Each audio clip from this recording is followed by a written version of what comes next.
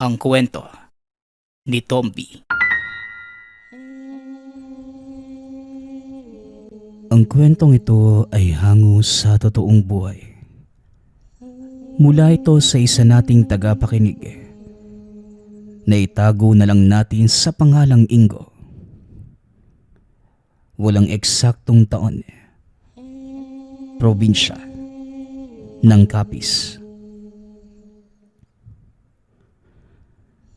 Mula sa angka ng mga manggagamot itong si Ingo. Kilala ang mga magulang bilang sikat na manggagamot noong nabubuhay pa ang mga ito. Sa edad na 12, natuto si Ingo ng lahat ng kaalaman mula sa mga magulang, lalo na sa larangan ng panghihilot.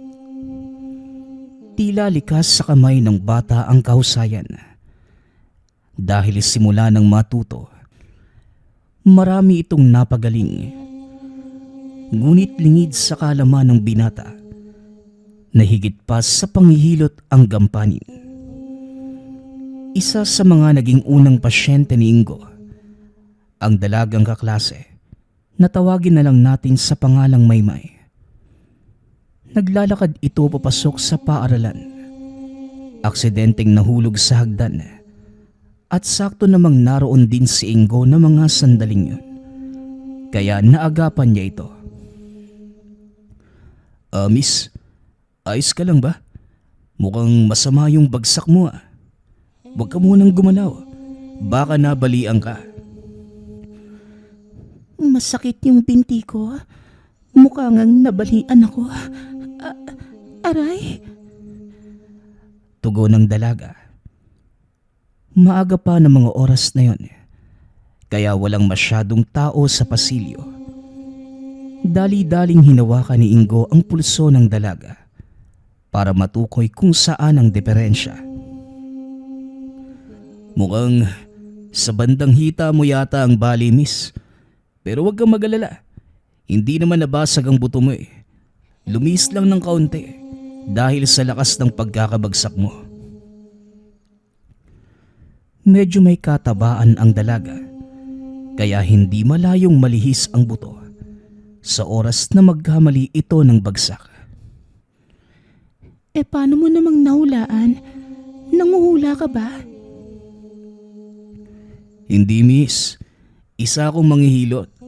Nga pala, Ingo ang pangalan ko. Tugon ng binata.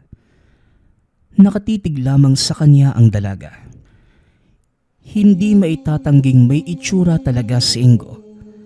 Kaya maraming dalaga ang nagkakagusto sa kanya.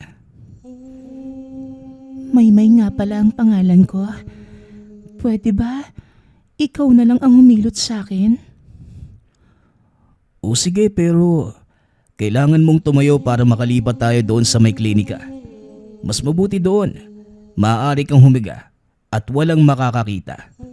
Kailangan mo kasing alisin yung pambaba mong uniforme para mahilot ko ng maayos yung lumis mong buto sa binti. Wika ni Ingo. Wala naman itong mali siya sa binata, ngunit para sa dalaga, iba ang nasa isipan nito.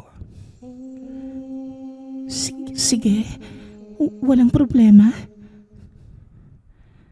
Akmang itatayo na sana ito ng binata, ngunit napaaray ang dalaga. Teka, Maymay, kaya mo bang tumayo? Hindi . Sobrang sakit kapag ginagalaw ko. Wika ng dalaga. Walang pagdadalawang isip na binuhat ni Ingo si Maymay papasok sa klinika. Nang mga sandaling yun, medyo marami na ang nagdadatingang mag-aaral. Nakita ng mga ito ang ginawa ng binata. Pagpasok sa klinika, sinalubong sila ng nurse na nagtatrabaho sa paaralang yun. Kapitbahay ito ni Ingo. Alam nito na isang batikang manghihilot ang binata. Oh, anong nangyari dyan, Ingo? Dito mo siya pahigain. Maraming salamat po, Manang Deli. Ako na po ang bahala sa kanya. Tugon ni Ingo. Walang pagdadalawang isip na tinaas ng binata ang suot na uniforme ng dalaga. Kinuha nito ang langis na nasa bulsa. Sinimulang hilutin ang binti ng dalaga. Hoy, anong ginagawa mo? Bakit hindi ka nagsasabi? Huwag kang maingay. Mamaya kung ano isipin ng mga tao. Saka huwag kang mag-alala. Marami ng binti at katawan ng babae ang nahima. Nahilot ko. Wika ni Ingo. Habang naghihilot ay pumasok si Nurse Deli. Huwag kang mag-alala, Iha. Kilala ko si Ingo. Isa siyang magaling na manghihilot dito sa baryo. Kaya wala kang dapat alalahanin. Maya-maya lang makakalakad ka na ng maayos. Napangiti na lamang si Ingo. Maya-maya ay naupo na ito. Sinabihan si Maymay na tumayo na. Maayos ka na. Maya-maya lang, matatanggal na ang sakit. Huwag mo lang munang babasahin para hindi mamaga. Matapos lumabas na ito ng silid, nagulat si Ingo nang makita ang napakadaming estudyanteng nakapila sa labas ng klinika. Kasama na mga ito ang matalik na kaibigan ng binata na tawagin natin sa pangalang Dennis. Ibang klase talaga pagwapo at may talento pa. Ano pare, naka-score ka ba? No ka ba pare? Walang ganun. Alam mo naman na panghilot lang ang ginagawa ko at walang mali siya ang paggalaw ko sa katawan ng mga pasyente. Yun na nga Ikaw walang mali siya. Pero yung mga tao sa paligid mo pare, naiinggit sa abilidad mo. Ang ipinagtataka ko pa, simula noon, puro mga babae yung nagiging pasyente mo. Hindi ko nga din alam Ay nako, wag mo nang isipin yun. Tara na't magsisimula na ang klase. Tugon ng binata. Habang nasa klase, hindi maiwasan ni Ingo ang mga sinabi ng kaibigan. Maging ito ay napansin ng ganon. Karamihan pa sa mga pasyente, mga kababaihang nasa edad 18 hanggang 25. At ang mas nakakapagtaka pa, hindi taga doon sa kanilang bayan ang mga ito. Hindi naman nagtatanong ang binata sa mga pasyente tungkol sa kanilang personal na buhay. Kinahapunan, habang naglalakad pa uwi ay tinawag ito ni Maymay. Ingo, sandali lang. Sigaw ng dalaga. O Maymay, ano? Kumusta na yung pilay mo? Masakit pa rin ba? Hindi na masyado. Salamat sa iyo Gusto ko lang malaman kung paano mo napagaling yung pilay ko. Simple lang naman yung ganong kaso Di naman yung ganong kalala. Hindi rin, Ingo. Ilang beses na ako nabalian at nadala sa manghihilot. Minsan umaabot ng 1 linggo bago tuluyang gumaling yung pilay ko. O hindi kaya naman, ilang buwan pa. Pero nung ikaw yun ang hilot, ilang minuto lang halos wala na akong maramdamang sakit. Wika ng dalaga. Nagkataon lang siguro yon. O baka talagang sanay na yung katawan mo sa ganong pinsala, kaya hindi na masakit. Wika ng binata. Ang totoo, ayaw nitong ipaalam ang totoong kakayanan. May taglay itong likas na kapangyarihang magpagaling ng anumang pinsala sa katawan ng tao. Basta, kahit ano pa yon, nagpapasalamat ako sa iyo. At isa pa nga pala, pwede ba akong makisabay? Oo naman, bakit hindi? Isa pa, hindi naman ako nagmamay-ari ng kalsada Tugon ng binata. Patuloy ang kwentuhan ng mga ito habang naglalakad. Napadaan ang dalawa sa isang tindahang may nag-iinuman.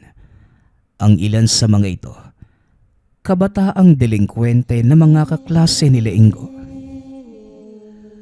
Aba, tignan mo nga naman. Yung gwapito nating kaklase. Ay, Ingo, daan ka muna. Isang shot lang Pasensya ka na, Jimboy ha. Pero kailangan ko na kasing umuwi. May mga nag-aantay pa sa aking pasyente. Uy, pwede ba kaming sumama? Alam ko maraming magagandang babaeng nagpapahilot sa'yo, pare. Anong pakiramdam sa tuwing humahawak ka ng katawan ng isang magandang dalaga? Tanong ni Jimboy, sabay akbay sa binata. Pasensya ka na, Jimboy ha.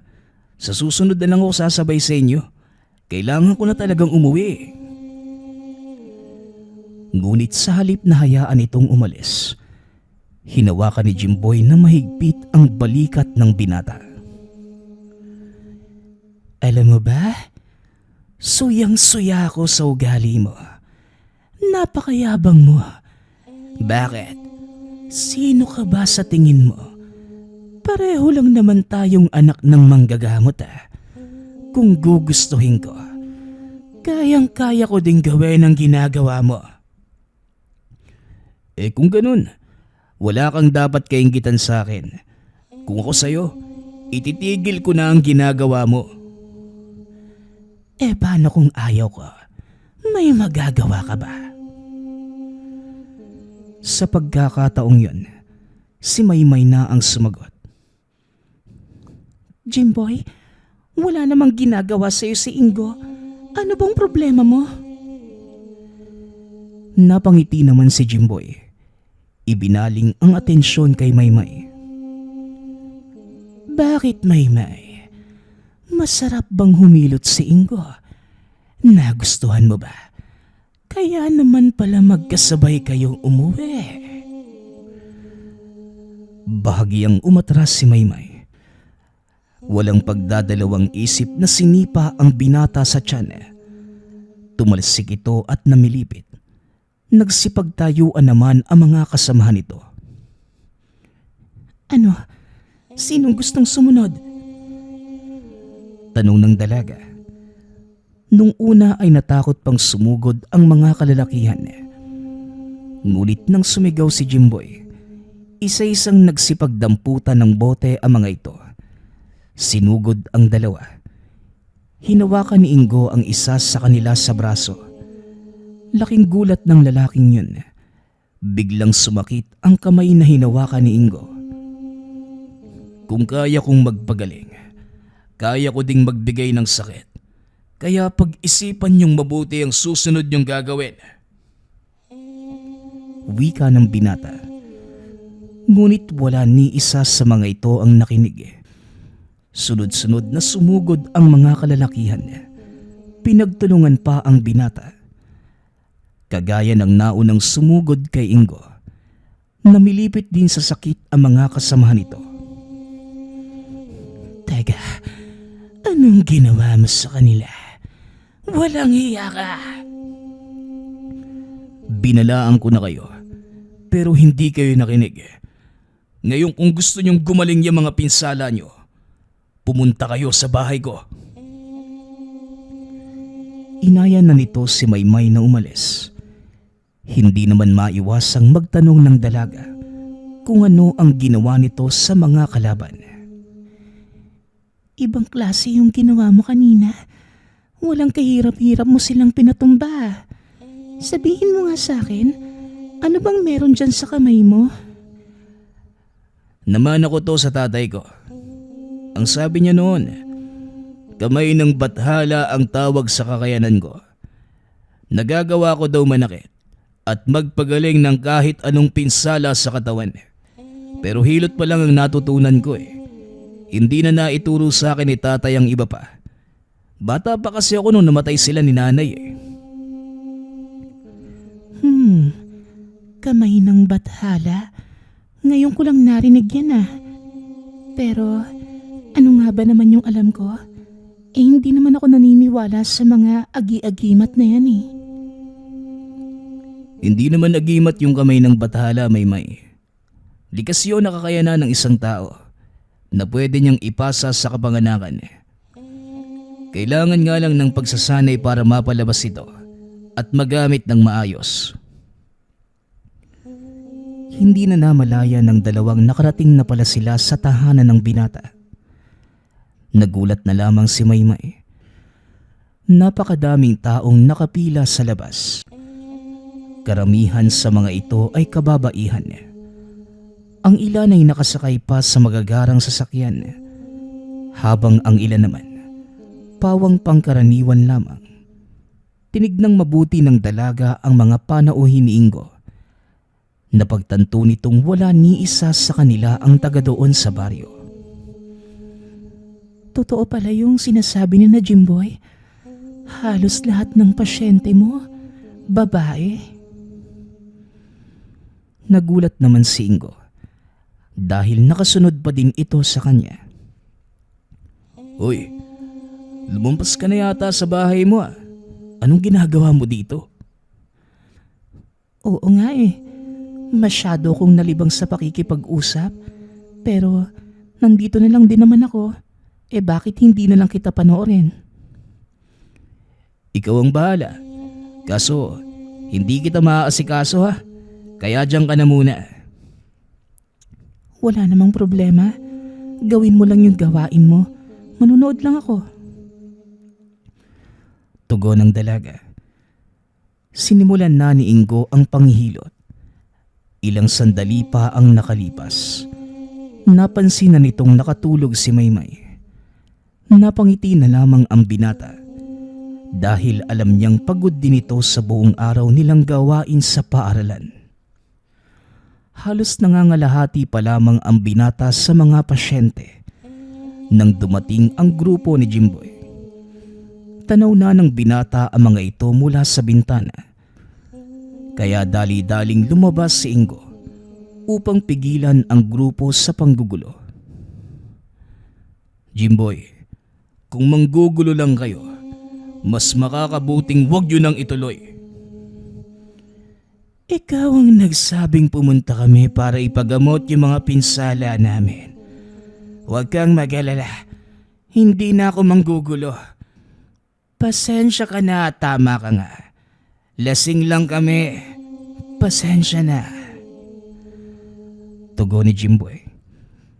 Pinapasok naman ito ni Ingo. Pinaupo sa sulok.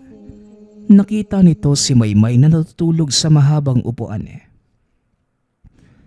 Nakatulog na sa sobrang pagod. Hayaan mo, gigisingin ko na lang mamaya para umuwi. Wala kang dapat alalahanin. Ako nang bahalang magpaliwanag sa tatay niya. Tugon ni Jimboy. Nagpatuloy na sa panghihilot ang binata. Nanonood lamang sina Jimboy sa ginagawa nito. Hanggang sa mapansin ng binata ang isa sa mga pasyente ni Ingo. Isang babaeng nakasuot na magarang kasuotan. Tinatayang nasa edad 20. Nakaupo lamang ito sa gilid. Ngunit kapansin-pansin ang taglay na kagandahan. Asul ang mga mata. Malaginto ang mahaba nitong buhok. Inakala ni Jimboy na dayuhan ito. Ngunit nang titigang mabuti ang dalaga, napansin ng binatang wala itong kanal sa ilalim ng ilong. Tumayo ang balahibo nito nang mapagtantong isang engkanto ang kaharap na mga sandaling yun. Hindi na kumibo si Jimboy. Hinayaan itong matapos ang panghihilot ni Ingo. Bago kausapin, ilang minuto pa ang nakalipas ay naubos na ng binata ang lahat ng pasyente. Kinuha naman ni Jimboy ang pagkakataong yun upang kausapin si Ingo. Sandali lang, Ingo. Hindi mo ba napapansin yung mga pasyente mo? O bakit? Anong meron sa kanila, Jimboy? Minabuti na lamang nitong wag sabihin sa binata ang nakita. Dahil halatang walang kamuang-muang si Ingo sa mga nangyayari. Hindi bali na lang. Salamat at pasensya ka na kung napagdiskitahan ka namin. Siya nga pala, mag-iingat ka sa ibang manggagamot. Maraming naiinggit sa'yo, pare. Wika ni Jimboy. Matapos ay nagpaalam na ito. Maya-maya ay nagising si Maymay. Nataranta ito dahil malalim na ang gabi. Naku naman, hindi na ako makakapasok sa kwarto ko nito eh. Strikto pa naman yung kasera ko. Wika ng dalaga. Napag-alaman ng binatang nangungupahan lamang ito sa kanilang baryo. Nakatulog ka kanina eh. Di na kita ginising. Alam kong pagod ka eh. Wala namang problema kung dito ka matutulog eh. Agahan mo na lang gumising saka ka umuwi. Nako, nakakahiya sa mga kasama mo dito sa bahay. Huwag kang mag-alala. Wala akong kasama dito. Kaya ayos lang yan. Huwag mo nang isipin. Sandali lang at maghahanda lang ako ng makakain natin. Kung gusto mo, may mga maluluwag akong damit doon, pwede mo munang hiramin. Para makapagpalit ka. Nagulat si Maymay sa mga sinabi nito. Hindi niya akalaing mag-isang namumuhay si Ingo. Nasaan yung mga kapatid mo? Wala akong mga kapatid. Dati, kasama ko yung kapatid ni nanay dito. Kaso lang, nag-asawa na din. Sumama sa napang-asawa niya. Nagkwentuhan pa ang mga ito ng tungkol sa kanilang mga sarili. Ito ang naging simula ng mas malalim nilang pagkakaibigan.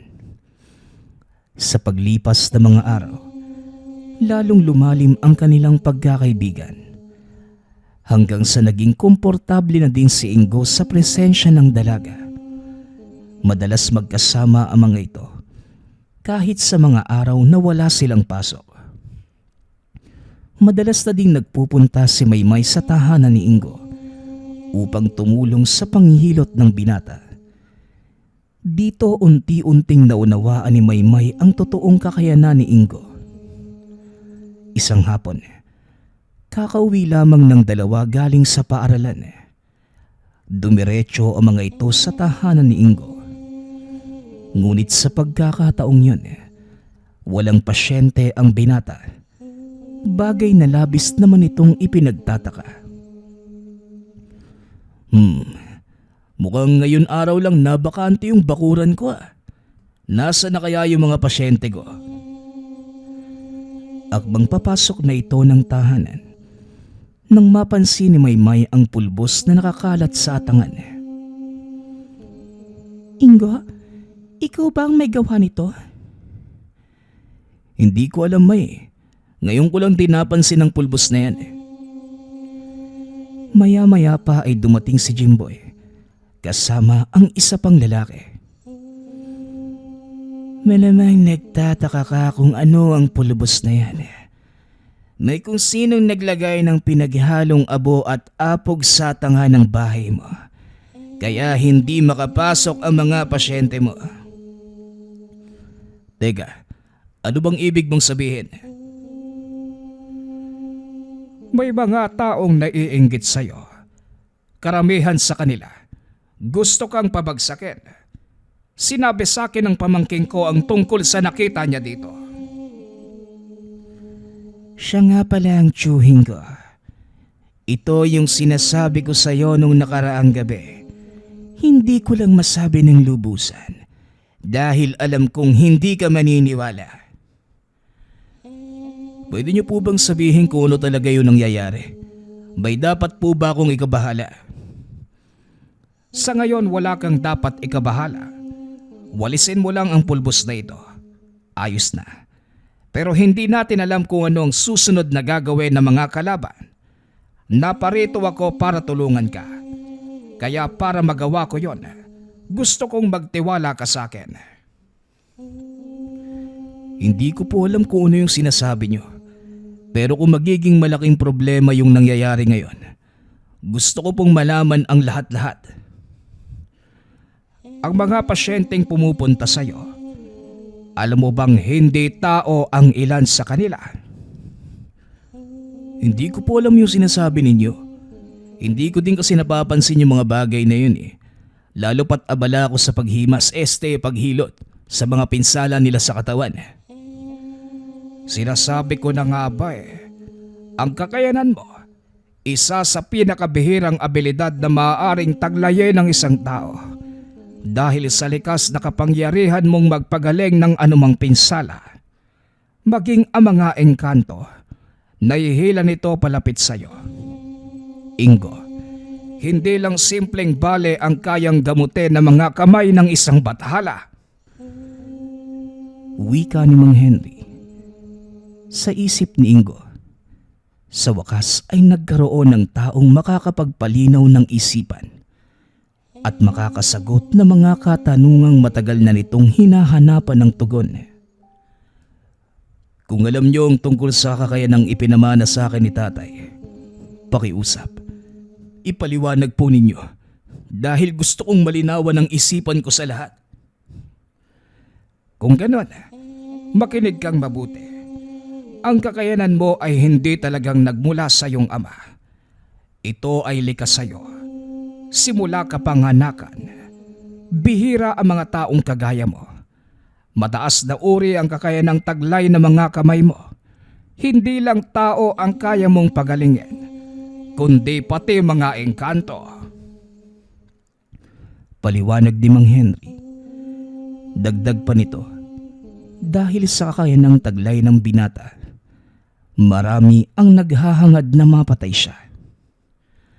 Pero wala pa naman po ako nakakaengkwentrong panganib eh. Sa ngayon wala pa, dahil hindi pa lubos na lumalabas ang kakayanan mo. Ngunit sa oras na mangyari yon, kusang lalapit sa iyo ang mga sinasabi kong nilalang. Mukhang nangyayari na nga yun ngayon eh. Yon ang gusto kong sabihin sa'yo nung pumunta kami ng mga kaibigan ko dito. Kung nangyayari na ito sa iyo, hindi magtatagal at lalabas na ang totoo mong kakayanan. Paano pong mangyayari yung ganun? Wala naman po akong formal na pagsasanay galing kay tatay. Lahat ng nalalaman ko, pawang natutunan ko sa sariling paraan. Hindi naman kailangan ng sapat na kasanayan para ilabas ang totoo mong kakayanan. Sa tuwing gagamitin mo ito, unti-unti itong lumalakas.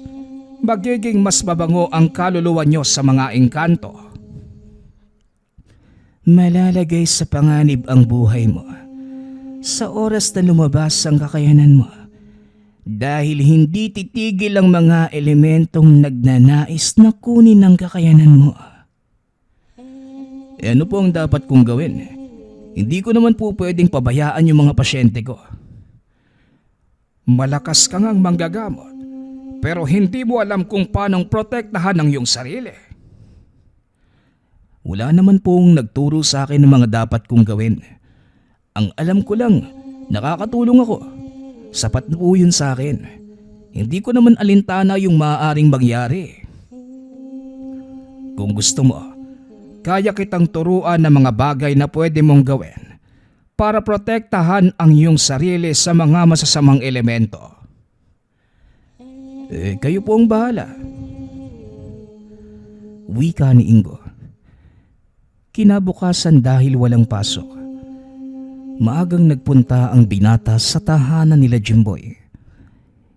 Itinuro ni Mang Henry ang lahat sa kanya, simula sa kung paanong malalaman na engkanto ang kaharap, hanggang sa paglalagay ng sabulag o poder para hindi ito tabla ng tigalpo o mahigupan.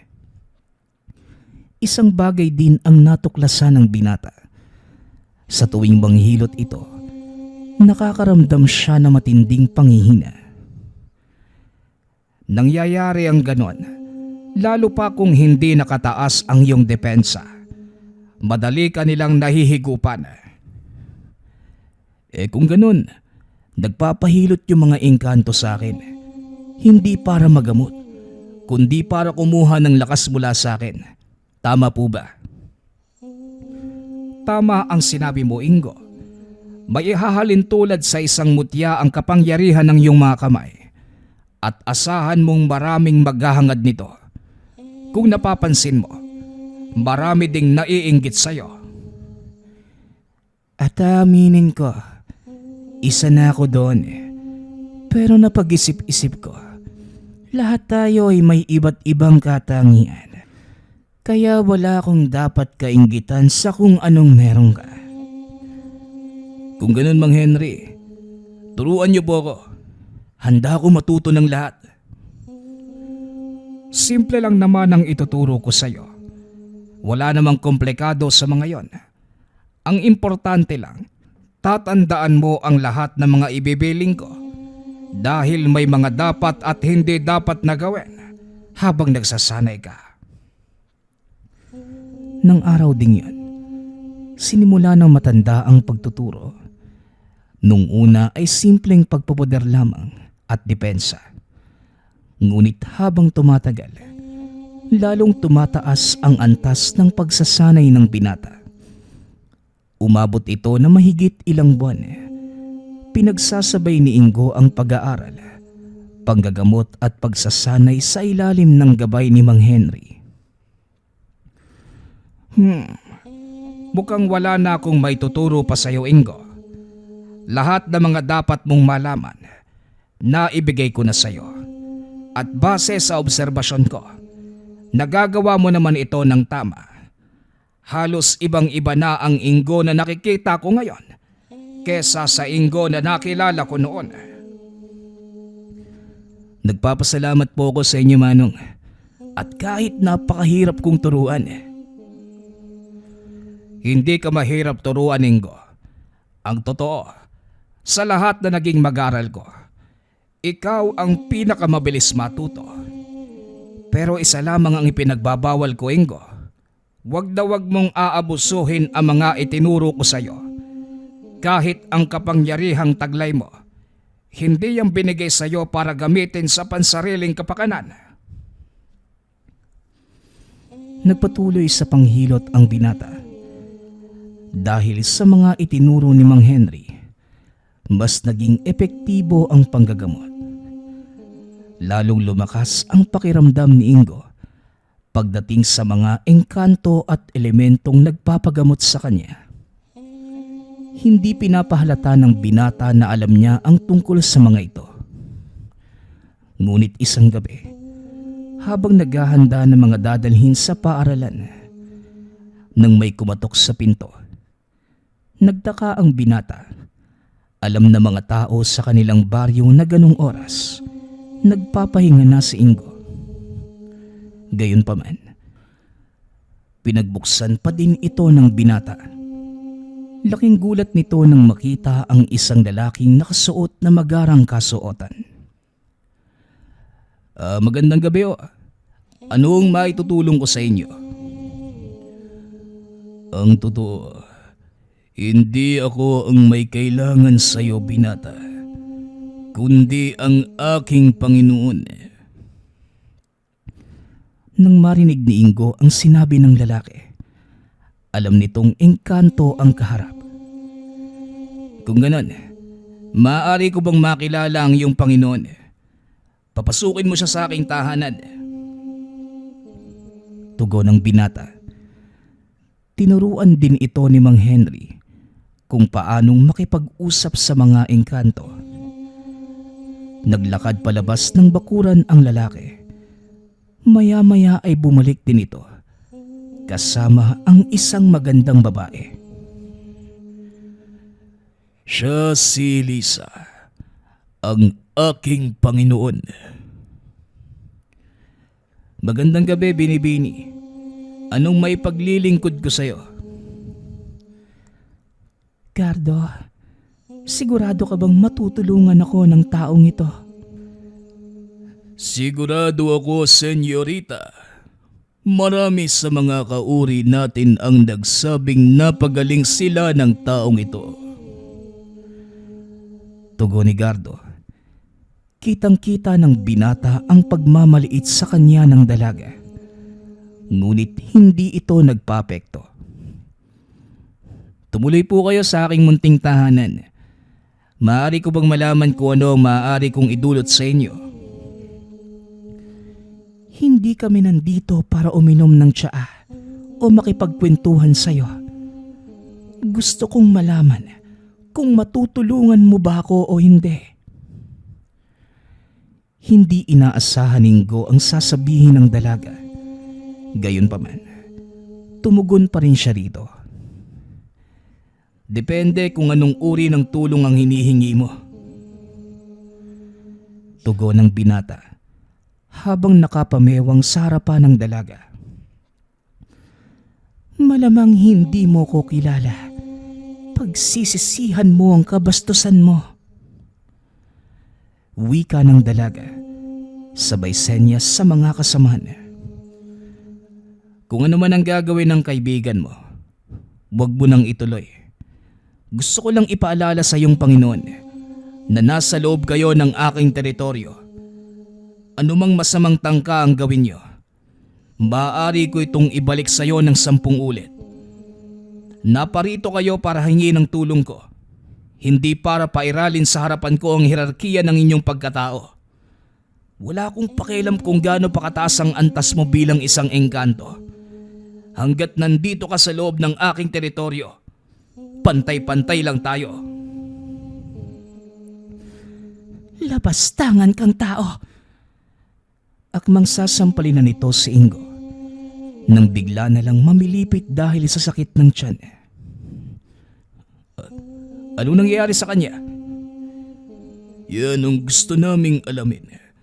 Sa hindi malamang kadahilanan, bigla na lang bumagsak ang katawan ng aming senyorita. Wala ni isa sa mga pantas ang makapagsabi kung ano ang talagang nangyayari. Dali-daling inhiga ng binata ang dalaga sa mahabang upuan. Hinayaan itong magpahinga. Kailangang antayin natin siyang magkamalay. Hindi ako pwedeng gumamot ng pasyenteng natutulog. At habang wala pang malay ang amo mo, maaari mo bang ikwento kung kailan at ano ang totoong pinagmulan nito? Hanggat maaari yung buong katotohanan lang. Dahil wala akong magagawa kung hindi ko alam ang totoo. Wika ni Ingo. Napalingas sa paligid si Gardo at nagtanong. Ligtas ba ang lugar na ito? Hindi ba tayo mapapasok ng ibang engkanto? Dito na nabuo ang hinala ni Ingo na may kakaibangang nangyayari sa dalawa nitong panauhin. Walang makakakita, makakarinig o makakapasok sa pamamahay ko nang walang pahintulot mula sa akin. Protektado kayo sa loob ng bakurang ito. Kaya wala kang dapat alalahanin. Malaya kang makipag-usap at sabihin sa akin ang totoong dahilan ng pagkakasakit ng dalagang to. Nagsimula ng magkwento si Gardo. Napag-alaman ni Ingo na mismong mga pantas ng kaninang lahi ang paunti-unting pumapatay sa dalaga.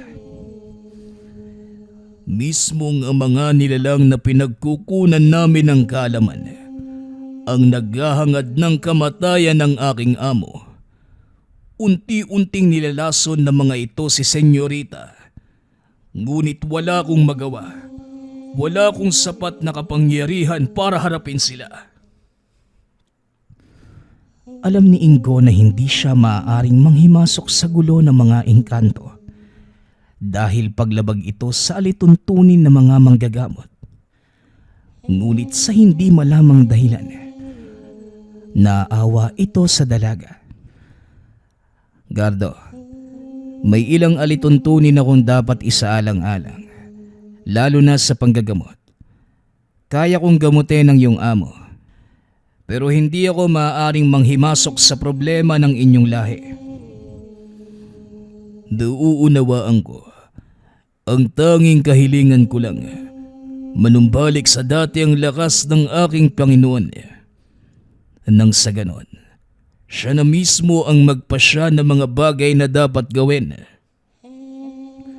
Kung ganun, malinaw sa ating pareho ang gagawin ko. Gagamutin ko lang ang amo mo, pero hindi ako manghihimasok sa anumang gusot na meron kayo. Napatango na lamang si Gardo bilang pagtugon. Nang makuha ng binata ang pagpayag ng engkanto, sinimulan na nito ang panggagamot sa dalaga. Inabot na madaling araw ang gamutan. Halos maubos ang lakas ni Ingo bago tuluyang maibalik sa dating kondisyon ng katawan ng pasyenteng engkanto. Nasa maayos na siyang kalagayan. Kailangan na lang natin siyang antaying magkamalay.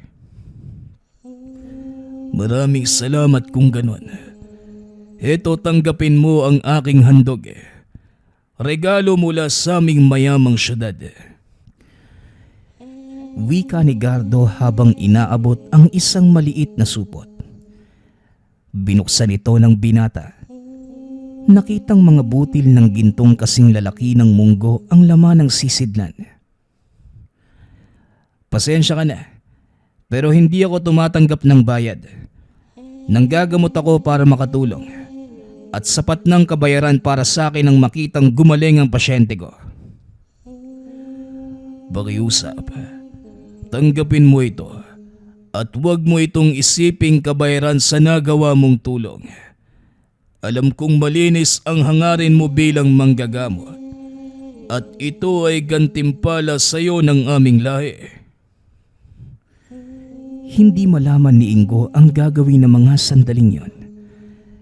Dito lamang siya nakahawak ng isang supot na punong-puno ng butil ng ginto. Kung ganun, maraming salamat. Magpahinga na muna kayo hanggang sa sumapit ang umaga. Maaari mong gamitin ang aking silid para makapagpahinga ng maayos ang amo mo.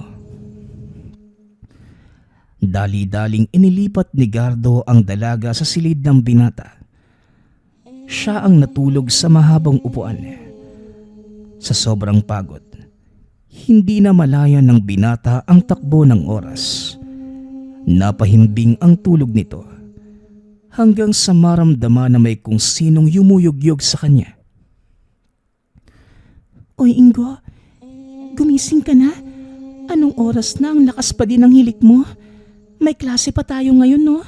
Huli ka na. Wika ni Maymay. Pupungas-pungas pang bumangon si Ingo. Ngunit nakaramdam ito na matinding panghihina. Hindi na muna siguro ako papasok. Ang sama ng pakiramdam ko eh. Pakisabi na lang sa guro natin.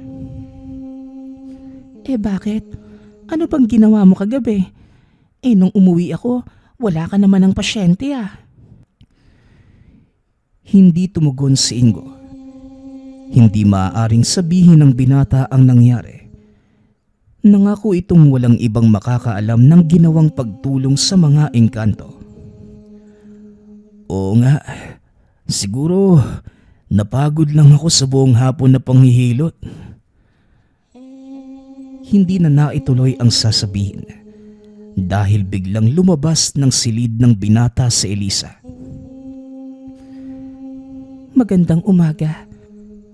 Gardo, ano ang nakahain para sa agahan? Nanlaki ang mga mata ni Ingo at tuluyan itong naalimpungatan nang makita ang dalagang engkantong lumabas ng silid. Gardo na pala yung pangalan mo ngayon. At sino naman yung babaeng to? Anong ginagawa niya sa kwarto mo? Hindi makapagsalita si Ingo. Kitang-kita nito ang galit sa mukha ng kasintahan. Ano kasi? Sandali lang, kumalma ka muna. Ipapaliwanag ko ang lahat. Maliwanag na sa akin ang lahat, Ingo. Ano pa bang dapat mong ipalusot? Elisa, ano ba naman? Ang akala ko umalis na kayo ni Gardo kagabi. Teka, nasa na nga pala yon? Tulungan niyo naman ako magpaliwanag oh. Pakiusap ng binata. Ngunit nakangiti lamang si Elisa. habang nakapamewang sa harapan ng dalawa. Aba, bakit kita tutulungan dyan? Problema mo yan. Dahil hindi ka nagsasabi ng totoo sa kasintahan mo. Napahawak na lamang ng noo si Ingo. Samantalang si Maymay naman, lalong tumindi ang galit. Akmang sasampalin na sana nito ang binata nang biglang may kung sinong humawak sa kanyang kamay. Ipagpaumanhin niyo ang asal ng aking senyorita. Pakiusap dalaga, pakinggan mo ang sasabihin ng iyong kasintahan. Dahil nagsasabi siya ng totoo, kami ay mga pasyenteng humingi ng tulong sa kanya. At dahil malalim na ang gabi, inalok niya kaming dito na magpahinga.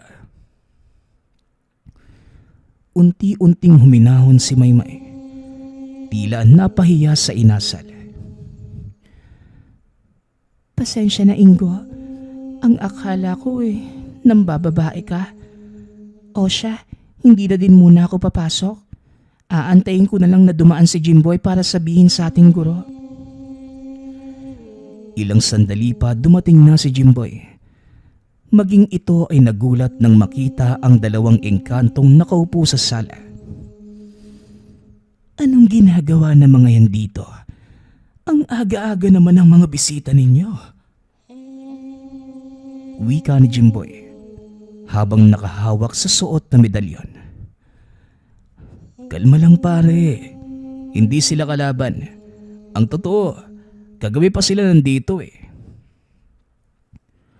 Ramdam nito ang biglaang pagtaas ng tensyon sa pagitan ni Gardo at ng kaibigan.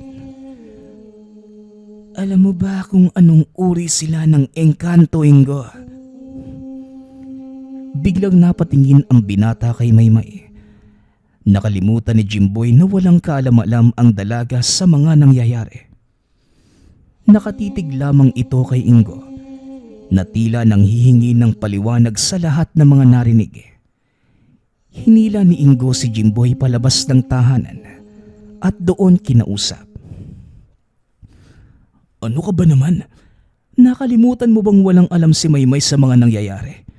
Ayan, tignan mo. Siguradong uulanin tayo ng tanong niyan mamaya. Pasensya ka na pare. Nakalimutan ko talagang walang kaalam-alam si Maymay sa mga nangyayari. Hayaan mo, babawiin ko na lang mamaya. Malabo nang mangyari yon, Jimboy. Ang mabuti pa, ipaliwanag na lang natin sa kanya ang lahat.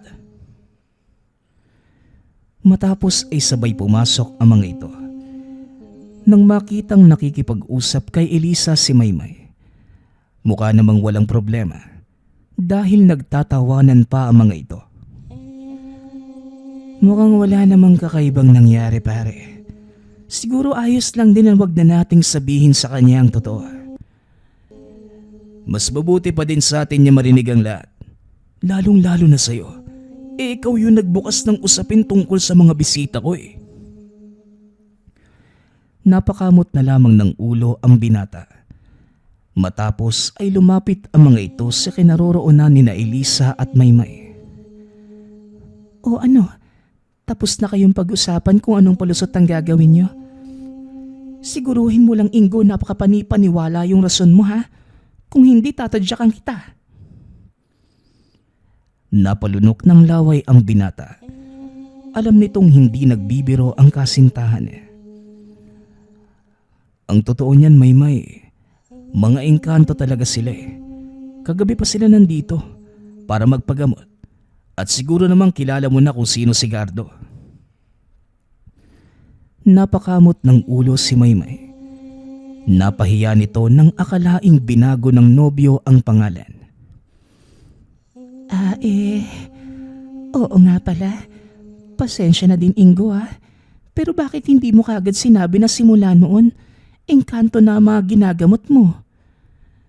Mas mabuti kung itatago ko na lang ang tungkol sa kanila Dahil maaaring malagay sa kompromiso yung kanilang pagkakakilanlan. Alam mo naman yung mga kababaryo natin, hindi ba? Sabagay, tama ka nga naman. Siya nga pala, nagpakilala din sa akin sina Elisa at Gardo. Inaantay ka lang nila dahil magpapaalam na sila para bumalik sa kanilang syudad? Tama ang sinabi ng iyong kasintahan. Kailangan na naming bumalik sa syudad. Bago pa maghinala ang mga kalaban, hindi nila kailangang malaman ang mga kilos namin dahil maaari kayong madamay. Maraming salamat sa tulong mo, Ingo. Tatanawin kong malaking utang na loob ang pagpapagaling mo sa akin. Walang problema, Elisa. Masaya akong nakakatulong Kaya wala kang dapat tanawing utang na loob. Matapos ang pag-uusap, umalis na ang dalawang engkanto. Nakita ni Ingo ang paglitaw ng isang magarang karwahing hila-hila ng dalawang puting kabayo mula sa malaking puno ng kaimito. Mabuti na lang at naging kaibigan mo ang mga yon. Kung hindi, malaking gulo ang mangyayari. Hindi mo alam ang kayang gawin ng mga dalakit nun. Alam ko, kaibigan. Sinabi na sa akin ni Mang Henry ang tungkol sa kanila. Mga dalakit nun lamang ang kadalasang nakikisalamuha sa ating mga tao. Gayunpaman, hindi ako natatakot sa lakas nilang taglay. Kung kaya ko silang gamutin, magagawa ko din silang bigyan ng pinsala. Pero ipinagdarasal ko na wag na sanang umabot sa ganun. Dahil sa matinding pagod, nagpahinga ang binata. Dahil nalibang na din sa pakikipagkwentuhan, hindi na nakapasok sa paaralan ng tatlo. Nang araw ding yun, hindi akalain ni Ingo na muli niyang makikita ang dalawang nakilalang engkanto. Habang naghahanda ng hapunan, nakarinig ng malakas na kalabog sa labas ng tahanan ang binata. Saktong naroon sina Jimboy at Maymay, kaya dali-daling lumabas sa mga ito. Ingo, mukhang kailangan mong makita kung sino ang nasa labas. Dali-dali namang lumabas ng tahanan si Ingo. Nagulat ito nang makita kung sino ang tinutukoy ng kaibigan. Gardo, anong nangyari? Bakit ka sugatan? Nasaan si Elisa? Tanong ng binata. Punong-puno ng galos ang katawan ng engkanto na tila hinagupit. Huwag mo kong alalahanin, kaibigan. Kailangan ng tulong ni Senyorita Elisa. Nahuli kami ng isang manggagamot. Habang pabalik sa aming syudad, sinubukan kong iligtas ang aking Panginoon. Ngunit wala din ako magawa. Masyadong malakas ang manggagamot na yon. Jimboy, maaari mo bang hingin ang tulong ni Mang Henry? Nako, sa kasamaang palad nasa kabilang bayan yun ngayon.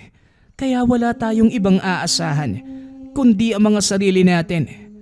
Magtiwala ka lang sa kakayanan mo, Ingo. Kagaya ng pagtitiwala sa iyo ng engkantong ito. Ito ang unang beses na sasagupa sa isang engkanto ang binata. Kaya matapos gamutin ang mga sugat ni Gardo, dali-dali nang lumakad ang mga ito. Kaya mo bang lumaban, Gardo? Kung hindi, maaari ka nang magpahinga doon sa bahay. Kaya ko, kaibigan. Salamat sa pag-aalala. Isa pa, kailangan ni Senyorita ng tulong ko. Ikaw ang bahala. Sa totoo lang, kakailanganin ko din ng isa pang pares na mga kamay. Dahil hindi namin alam kung... Hindi mo na kailangang magtanong pa. Nandito na tayo. Huminto ang grupo sa harap ng malaking puno. Nakita ang isang matandang lalaking nakatayo. Nasa tabi nito si Elisa, nakatali at walang malay. Hindi ko alam na may mga kaibigan ka pala dito sa aming mundo. At ang lakas ng loob mong humingi sa kapwa ko tao. Anong kasalanan sa iyo ng mga engkantong ito? Bakit kailangan mo silang hulihin? Bakit? Wala ka bang kaalam-alam? Kaming mga manggagamot, kumukuha ng lakas mula sa mga kagaya nilang engkanto. Kaya malaking kawalan para sa akin kung palalampasin ko ang pagkakataong ito. Isa din ho ako manggagamot, pero hindi ako umaasa sa mga engkanto. Hindi ko naiintindihan kung anong ginagawa mo sa kanila, pero hindi ako makakapayag na saktan mo ang isang yan. Dali-dali namang inawat ni Jimboy ang kaibigan. Inga, maghunos dili ka. Hindi basta-basta ang manggagamot na yan. Siya si Mang Goryo. Kilalang gumagamit ng itim na salamangka ang taong yan. Alam ko pare, pero wala akong pake. Kagaya ng sinabi ni Mang Henry, kung may kakayanan ako magpagaling, kaya ko ding maminsala. Walang pagdadalawang isip itong tumakbo papunta sa matanda. Hindi alintana ang mangyayari sa kanya. Ang tanging nasa isipan ay mailigtas ang dalagang engkanto. Habang papasugod si Ingo, si Jimboy naman ang nagbibigay ng depensa sa kanya. Walang kaalam-alamang matanda sa kakayanan ng binata, kaya kampante ito at hinayaang makalapit sa kanya si Ingo. Inilapat ng binata ang palad sa dibdib ng matanda. Natawa lamang ito dahil walang nangyari ngunit ilang sandali pa. Bigla itong sumuka ng dugo. Anong ginawa mo sa akin? Walang hiya ka. Patikim pa lang ho yan. Ngayon, kung hindi ka makikinig sa sasabihin ko, matitikman mo ang buong puwersa ng aking kapangyarihan at sisiguraduhin kung hindi mo magugustuhan yon. Patuloy sa pagsuka ng dugo ang matanda hanggang sa naisipan nitong sumuko na lang. Hindi lubos akalain na manggagamot na may ganong kalakas na kapangyarihan ang kaibigan ng engkantong nahuli. Ngunit sa kabila ng nagawang pinsala, nagpa siya sa Elisa na patawarin ito. Hinayaang makaalis ang manggagamot. Matapos ang kaganapang yun, muling ginamot ng binata ang dalagang engkanto. Bumalik na ang mga ito sa kanilang syudad. Sa paglipas ng mga araw, naging maayos naman ang lahat. Wala nang nanggugulo at tuloy-tuloy pa din ang naging buhay ng binata. Habang pinagmamasdan ito ni Mang Henry, hindi niya lubos maisip na maaabutan niya ang pagsibol ng isang binatang manghihilot. Iba't ibang uri ng mga engkanto ang lumapit sa kanya. Kasabay ng lahat ng ito ay umusbong ang buhay ng binata. Mas lumawak ang lupain. Nagkaroon ng malawak na palayan. Kung titignan ng mga normal na tao, normal na palayan lamang ito. Ngunit kung may kaalaman sa lihim na karunungan ang magagawi doon sa lugar, palasyo ng mga engkanto ang makikita sa buong lugar. Tila naging parte na ng buhay ng binata ang pagtulong sa mga engkanto. Kaya naman bilang kapalit, inalagaan at pinagyabong din nila ang buhay ni Ingo na nagtataglay ng kamay ng bathala. Nagpapasalamat nga pala ako sa lahat ng sumusuporta sa ating channel. Nawa ay patuloy niyong suportahan at pakinggan ang ating mga kwento. Hanggang sa muling pakikinig. Paalam.